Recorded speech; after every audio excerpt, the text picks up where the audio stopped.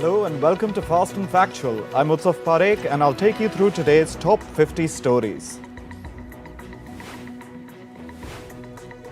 Let's begin with the big story of the day. Pakistan's former Prime Minister Imran Khan has been indicted for unlawfully selling state gifts during his term from 2018 to 2022. He was arrested in a separate case. The country's anti-corruption watchdog has sought a 14-day physical remand of Imran Khan. This comes as he was produced before a special court. Meanwhile, his party has filed a petition in Pakistan's Supreme Court. This is to challenge the Islamabad High Court's verdict against Khan in the corruption case. Violent protests against Imran Khan's arrest continue across Pakistan. Nearly 1,000 people have been arrested in Pakistan's Punjab. More than 100 police officers have been injured. Private schools across the country have been closed. Pakistan's government has accused Imran Khan and his party of planning the attacks on government buildings.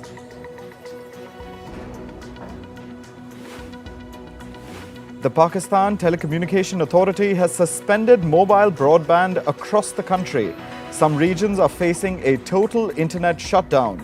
The mobile broadband services have reportedly been suspended at the behest of Pakistan's Ministry of Interior.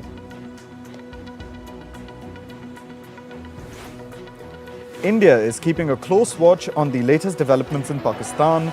The Indian Army is maintaining a strong vigil along the border. Meanwhile, the United States, United Kingdom and Canada have issued new travel advisories for their citizens. The US has announced a travel alert for Americans in Pakistan.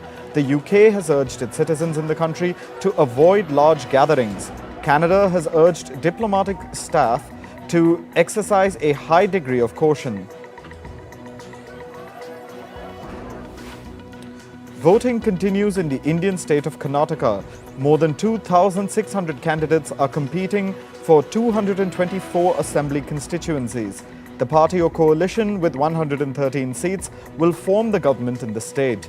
The major parties competing in the election are the BJP, Congress and JDS. Shifting focus to the war in Ukraine, the chief of Russia's Wagner mercenary group has said that he was told to either keep his troops in Bakhmut or be branded a traitor. He added that the problem of the lack of ammunition is being solved. However, the shipment has been slashed. Wagner's chief says that Russia has given only 10% of the ammunition that was asked for. He says that the troops feel deceived. Ukrainian President Volodymyr Zelensky has said that the United States will provide a new defense package. This package will be worth over $1 billion. This will include artillery and equipment for defense against missiles and drones. Earlier, the US said that the new package will include funds for training. In the 2023 fiscal year, the US Department of Defense has provided $5 billion in security assistance to Ukraine so far. The military object found in a Polish forest in April is a Russian Ch-55 missile. This is according to the Polish private media. It was found in an area hundreds of kilometers from Poland's borders with Ukraine, Belarus and Kaliningrad. Poland has been on alert over the possible spillover of weaponry from the war. Turkish President Recep Tayyip Erdogan has given public workers a 45% pay rise. This comes as Turkey gears up for elections. Erdogan said that the government will continue to work on raising minimum wage for civil servants. The upcoming election is being seen as the toughest political test for Erdogan. He has been facing criticism for the economic crisis in the country. He has also faced flack over the government's slow response to the devastating earthquakes that rocked Turkey in February. In the US, jurors have concluded that former President Donald Trump sexually abused journalist E. Jean Carroll in 1996. They also say Trump defamed her by calling her a liar. The 9-member jury in Manhattan awarded Carroll $5 million in compensation. The jury deliberated for 3 hours before rejecting Trump's denial that he assaulted Carroll. Authorities in the U.S. state of Texas have said that the gunman who killed 8 people at a Dallas mall followed a neo-Nazi ideology. However, he appeared to have singled out his victims randomly without considering their race, age or sex. The victims included 3 children. The gunman had opened fire with an AR-15 style rifle. The police eventually shot the gunman dead. Migrants continue to make their way to the US-Mexico border. This comes as America's anti-COVID policy, which prevented asylum applications, is coming to an end after 3 years. The policy is known as Title 42 and will expire on Thursday. Migrants have been living in makeshift plastic tents at the border as they wait to cross into the United States. In Kenya, more bodies have been discovered in the starvation cult case. The country's interior minister has described them as victims of a highly organized crime. Meanwhile, the cult leader, Paul Mackenzie, remains in police custody. He's been accused of ordering his followers to starve so they go to heaven before the world ends. He told his followers that the world would end on April 15th. Indonesian President Joko Widodo has said that the Asean can be a central player in bringing regional peace if there is unity among the members. Over the next 2 days, ASEAN leaders will hold discussions on issues of common concern. The ongoing political tensions in Myanmar will dominate the discussions. ASEAN has been pushing the ruling junta to implement a 5-point peace consensus. Myanmar's generals have been barred from attending high-level ASEAN meetings until progress has been made in the country. Sri Lanka's Supreme Court has cleared the path for decriminalizing homosexuality. The court has said that a bill seeking to decriminalize homosexuality is not inconsistent with the Constitution. This has paved the way for a parliamentary debate and vote on the issue. The United Arab Emirates has said that countries should agree to phase out fossil fuel emissions, but not the production of oil, gas and coal. This is for the upcoming United Nations climate change negotiations, which will be held in December. The UAE Minister of Climate Change and Environment favored phasing out fossil fuel emissions using capture and storage technologies. She also called for ramping up renewable energy. South and South Asian countries are facing heat waves. In Thailand's Bangkok, the highest temperature reached 41 degrees Celsius. Bangladesh's Dhaka faced the highest temperature since the 1960s. Vietnam registered 44.1 degrees Celsius, the highest temperature on record. Climate change is likely to worsen the frequency, intensity, and impacts of extreme weather events. Scientists have discovered microbes that can digest plastic at low temperatures. These microbes have been discovered in the Alps and the Arctic. It has been seen as a valuable tool for recycling. Microorganisms that could digest plastic at temperatures above 30 degrees Celsius had already been found. Using them is not considered carbon neutral. However, the latest study has found microbes that can do the same at 15 degrees Celsius. Satellite data has revealed that methane leaks from Turkmenistan's 2 fossil fuel fields caused more global heating last year than the entire carbon emissions of the UK. Methane emissions have increased at an alarming rate since 2007. Researchers say that the latest leak seriously risks triggering catastrophic climate tipping points. At least 21 people have been killed due to wildfires in Russia's Ural Mountains. Medical officers warn that the tally is likely to increase. Hundreds of houses have been destroyed. Evacuation operations are underway. Russia's forests have been facing wildfires for a long time now. However, their intensity has grown in recent years. Bank of America has opened a new branch in Luxembourg. With its new branch, the US lender will seek to expand its footprint in Europe. Its customers will reportedly include large companies, investment funds, and other non-bank financial firms. The bank has hired Benoit Newawe as the manager of the newly created branch. Nevawe was a former BNP Paribas banker.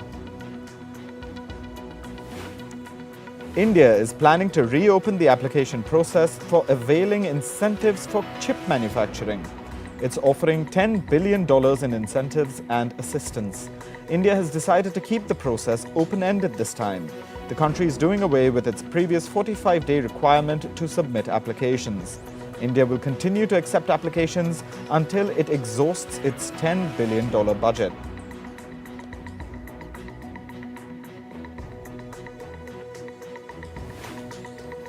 Uber Technologies has launched international and domestic flight booking on its UK app. The move will expand the firm's core ride booking business. It has partnered with a travel booking company called Hopper to sell flight tickets. Uber has said that it will take a commission for each sale.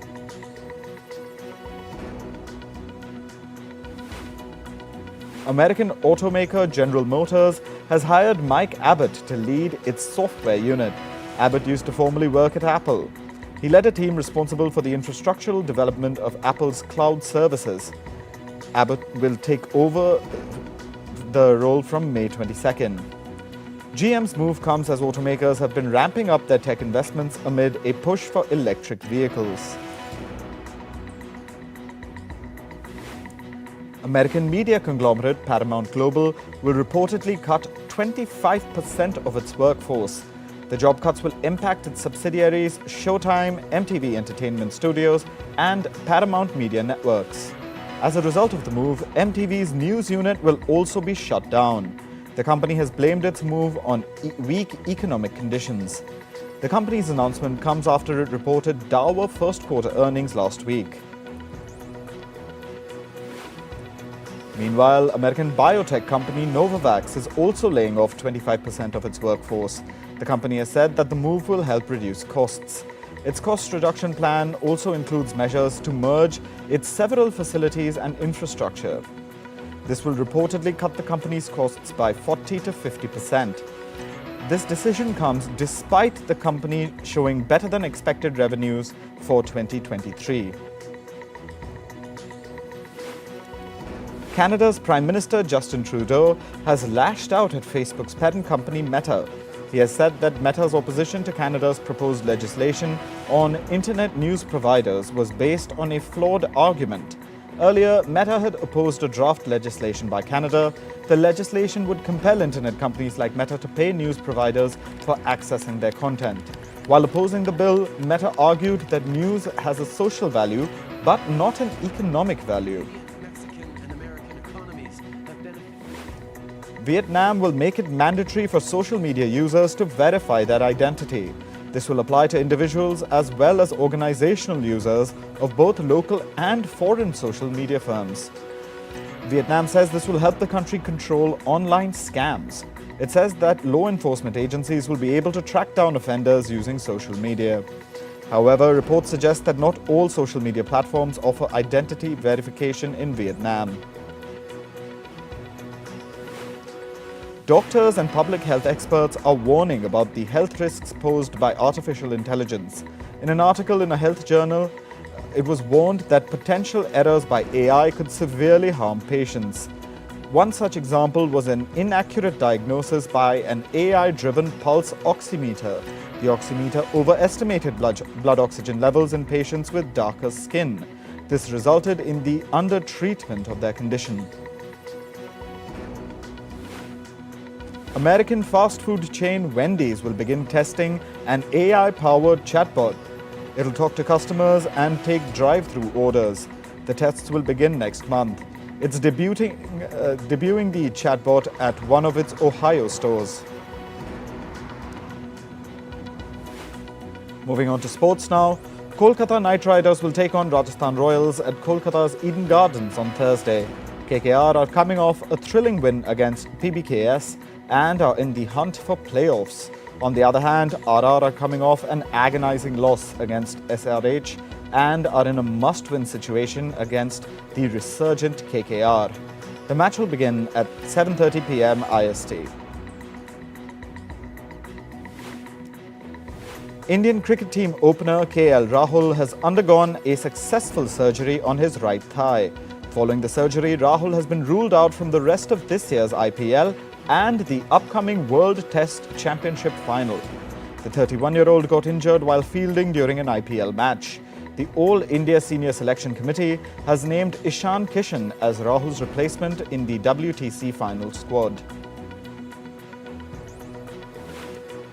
England fast bowler Jofra Archer is a doubt for the Ashes. The news comes after he was ruled out for the remainder of this season's IPL due to a nagging elbow injury on Tuesday. Archer will return home this week and begin his rehab with the ECB medical department and his country team Sussex.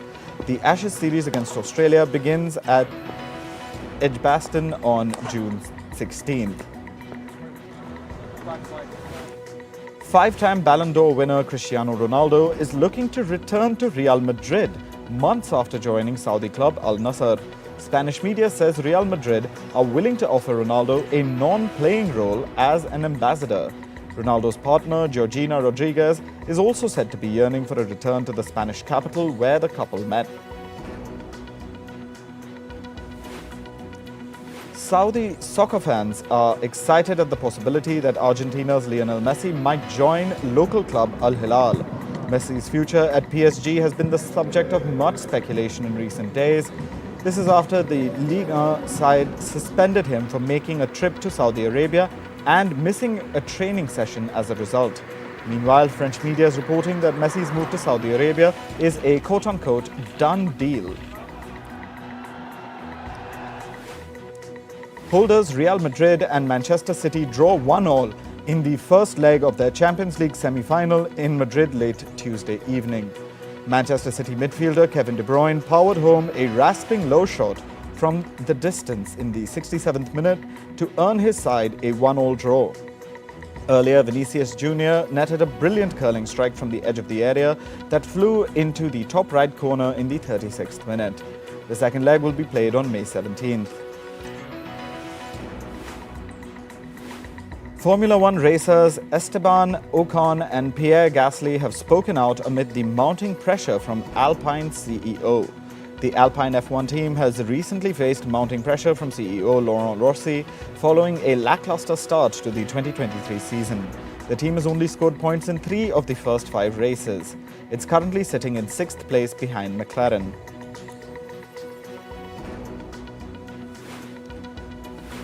FIA President Mohammed bin Sulayman has said that he'd held talks with Twitter's Elon Musk to combat the rise in abusive online behavior towards F1 figures. The South African-born businessman was a guest at this weekend's race in Miami, which was won in superb style by Max Verstappen. F1 has been attempting to stamp out bad behavior online over the past year. It has also launched a campaign in 2022 aimed at tackling the issues with social media networks.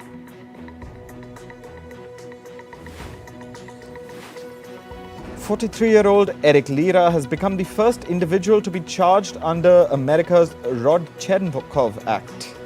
It's a federal law that allows criminal charges against doping conspirators at events involving US athletes, broadcasters and sponsors. Lira had previously pleaded not guilty. He could face as much as 10 years in prison, but would likely get less under his plea agreement. The mast broke on one of the boats competing in the Ocean Race on Tuesday. Several gales over 45 knots hit the fleet. Team Europe dismasted in the North Atlantic, Rhode Island, just over 600 miles east of Newport. They were the second crew to dismast in leg 4 of the Ocean Race. Team Halcyon PRB, which won the first 2 legs, were forced to retire after their mast broke earlier in the leg. Paramount Pictures' Transformers film franchise has switched gears in its latest installment. It's adding more diversity to its lead roles. The film is the 7th installment in the series based on popular Hasbro toys and is a sequel to the movie Bumblebee. The film arrives in theaters worldwide on June 9th. Pedro Pascal will star in the show Weapons by New Lines, and this is from the filmmakers behind 2022's critically acclaimed breakout hit Barbarian. New Line picked up the project earlier this year after an intense bidding war. The project is from writer-director Zach Kreger, who will also produce alongside his Barbarian producing team. Pascal is hot off the success of the highest-rated HBO series ever, The Last of Us. He's also off the success of Season 3 of The Mandalorian.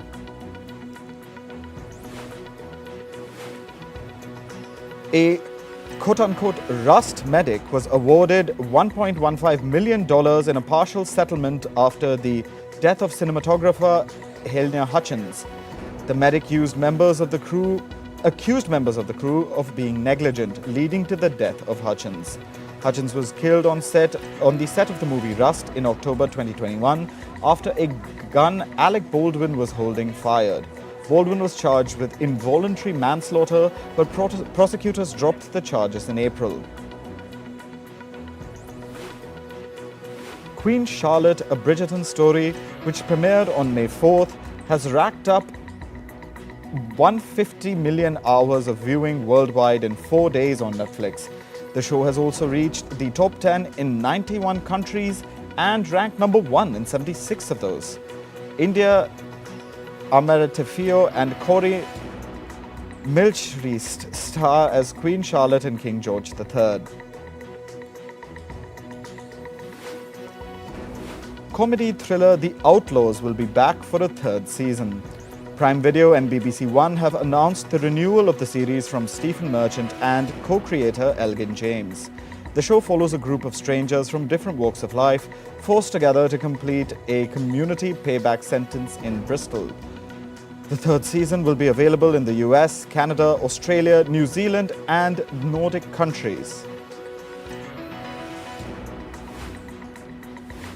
Country singer Dolly Parton has announced the release date for her first ever rock album titled Rockstar.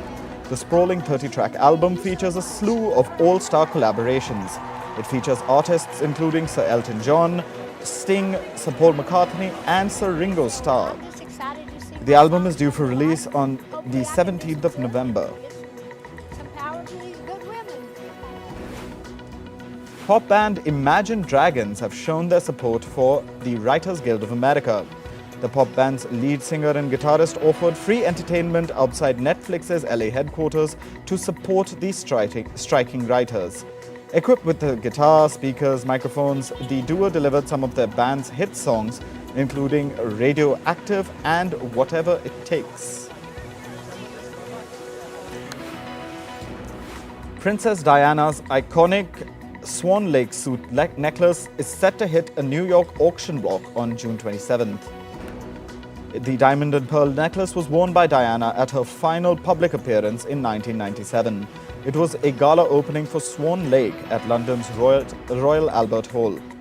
According to auctioneers, the necklace is likely to attract bids of over $10 million. 79-year-old famed actor Robert De Niro has revealed he has welcomed his 7th child.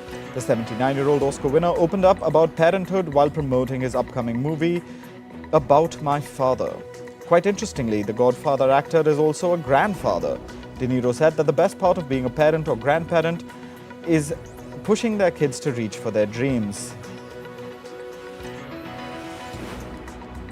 A California judge has thrown out key sections of Marilyn Manson's lawsuit against his former fiancée, the actor Evan Rachel Wood. Manson had alleged she fabricated public allegations that he sexually and physically abused her during their relationship. Several women have sued Manson in recent years with allegations of sexual and other abuse. Most suits have been dismissed or settled, including a suit filed by Game of Thrones actor Esme Bianco.